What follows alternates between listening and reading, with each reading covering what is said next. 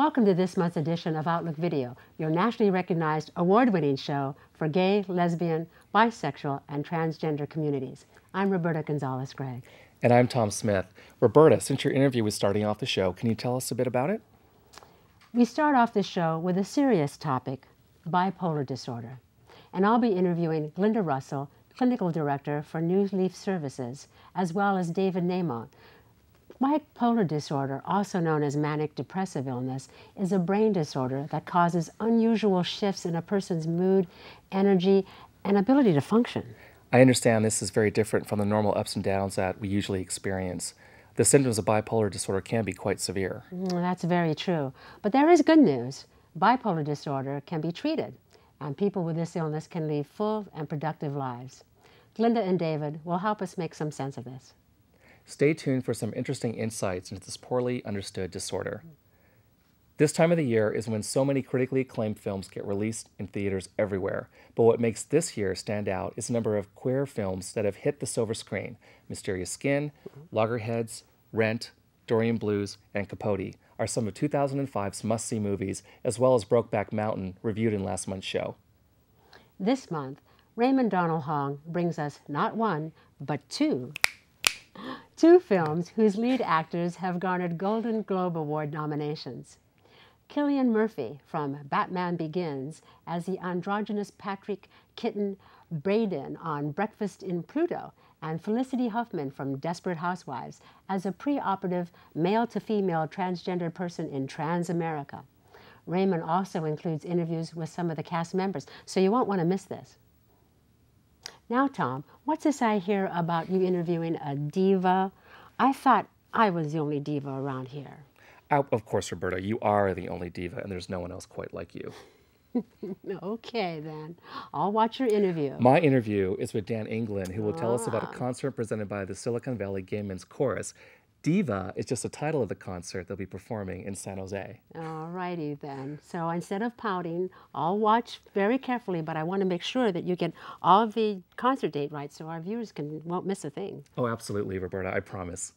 Next on our agenda, Kim Lawson will bring us some highlights from Palm Springs Pride 2005. Easy for me to say. We only have time for a quick look, but Raymond will bring our viewers more in-depth coverage in an upcoming show. And our final item for this show will be a Freedom to Marry Week piece from Aaron Bruno. So let's get started with Roberta's interview with David Namont and Glenda Russell. Good evening. Welcome to this segment of the show, People Like Us, where we usually honor the diversity of people on a certain different plane with books and music and artists. Today, however, we're discussing a rather serious subject called bipolar. And we have David, who has been kind enough to talk about this disorder with us, and also Glenda from the New Leaf Clinic, who can tell us more about this subject. And begin, if you would please, by telling us what is bipolar. Bipolar disorder is also called manic depressive illness, and it's a disorder of moods and energies. All of us have moods that fluctuate. In bipolar disorder, the fluctuations are very, very high and very, very low. So they are certainly outside the realm or outside the range of what most people have with their normal mood fluctuations. Now, does this also kind of have a flow to it, like a cycle? For people, actually for the luckiest people with bipolar illness, there is a cycle. There's a kind of predictable part of the year, predictable period of time where they usually have acute episodes. For a lot of people, there is no cycle. It's hard to figure out sort of what rhyme or reason there is to it. Well, I know that my mood can swing as well. I get sad and I get angry and sometimes everything in between. Sure. But with bipolar, it's more severe than that. That's right. Yeah, all of us have fluctuating moods. With bipolar, it is much more severe. There are two kinds of bipolar illness, and in one, the severity of the fluctuation is certainly more than the average person has. In the other case, the mood fluctuations are really very extreme. But in both of those cases, you have more than the average amount of depression. When the depression comes on, it's really severe, it's really strong. And it's strong enough that this is an illness that's very highly correlated with suicide. Oh my goodness. Yes, that's right. Okay. And in the mania or the hypomania, the highs are also much more extreme than most of us have when we're having a really good day. Oh, I see. And David, you're telling us that you've personally been through this and going through this now. I was diagnosed 6 months ago in August of 2005. I showed symptoms of varying degrees for 41 years. I'm 50 years old. There were times in my life when I was really out of control, didn't know what I was doing, remembered some really embarrassing things that I did, but I remembered them a week later or even a year or two later. And this is typical? Not necessarily typical, but it's not unusual, I'll say that. Okay. And the lows, I was just so sad for no reason at all that I wanted to die. I never considered suicide, but I prayed for death. I was so sad, and I couldn't figure out why I was so sad. And this would go on for days and days and days.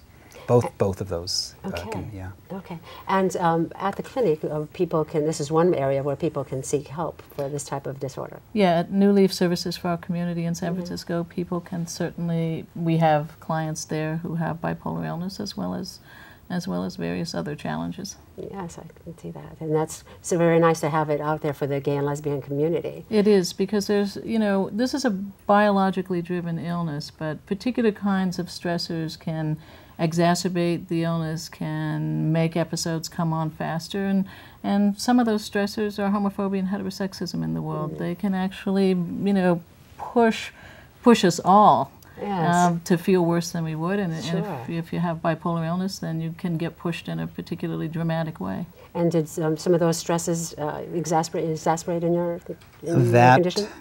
Those things, relationship problems, money problems, and you can really, really lose control of yourself and not know what you're doing.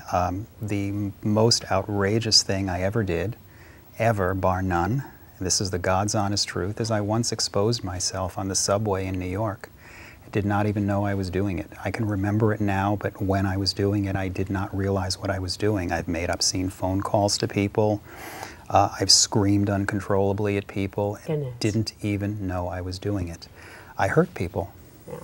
Well, it's good that now that you're reaching out to the community and showing them that this is something that that people can have a little bit of sympathy with, in the sense, and some compassion with, as those of you like yourself who are going and seeking help. I want people to know that the compassion has to go two ways. This is not my fault. It is most likely, you might back this up, it's most likely a birth defect, a chemical imbalance in my brain, although other things can bring it on. Is that a possibility? Yeah.